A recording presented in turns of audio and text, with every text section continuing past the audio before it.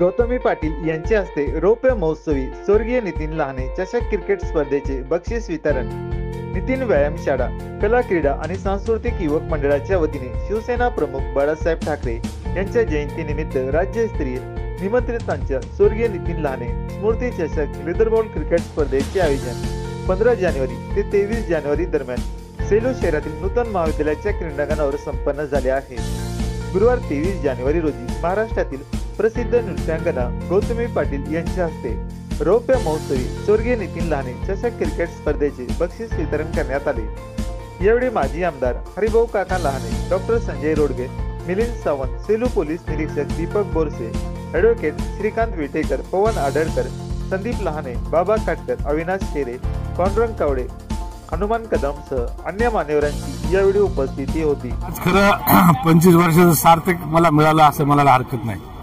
जवळपास नॉनस्टॉप 25 वर्ष आम्ही ही टुर्नामेंट घेत असताना आज या 25व्या वर्षी एक सिने कलाकार, महाराष्ट्राची लावणी सम्राज्ञी गौतमी पाटील ह्या येऊन आम्हाला खरोखर त्यांनी आमच्या टीम, आमच्या मंडळाला त्यांनी भेट दिली, त्यांनी बक्षीस समारंभ केला। यामध्ये आम्हाला 25 वर्षाचं फळ मिळालं असं म्हणायला हरकत नाही।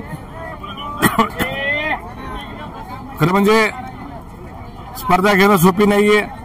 सर्व जनतेच्या आशीर्वादानं आमच्या येथील प्रेक्षक वर्ग, आम्हाला मदत करणारे माझे सर्व सहकारी यांच्यामुळेच ही स्पर्धा आम्ही सातत्याने घेत आलेलो आहोत।